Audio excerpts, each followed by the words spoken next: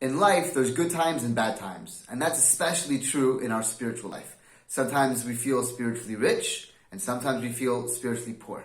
This week we read that Paro had a dream, that 7 fat cows were swallowed and eaten up by 7 tiny skinny cows, and he didn't know what to do. Finally, Yosef comes and successfully interprets the dream. He tells Paro that Egypt is going to have 7 years of plenty, where the food is going to grow beautifully.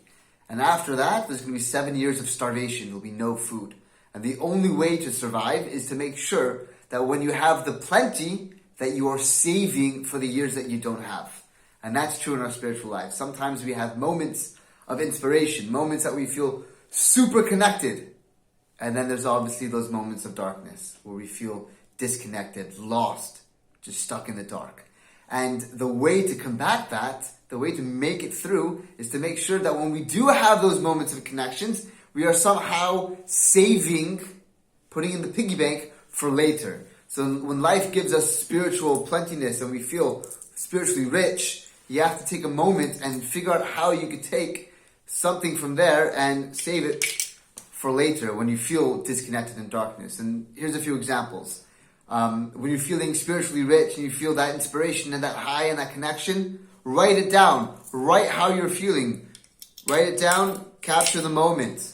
Another way you could do is you pick a certain mitzvah, something that speaks to you, something that you feel you can connect to, and when you're in that moment of inspiration, you say, you know what, this is a mitzvah that I'm going to do, and next time that you perform the mitzvah, it may not be such a spiritual high, but that mitzvah is going to carry you through. You're seizing the moment and you are putting it in the piggy bank. Or if there's a certain Dvar Torah, a certain Jewish thought, an idea that you've really connected to from a shiur or something that you've read, memorize that, internalize that. So when you feel that you're in that moment of darkness, you've already saved up because you've been putting those ideas in your piggy bank. So we all need to develop a spiritual piggy bank, and that will help us survive during the times of spiritual darkness. We're wishing everybody a last day of Chanukah and Shabbat Shalom.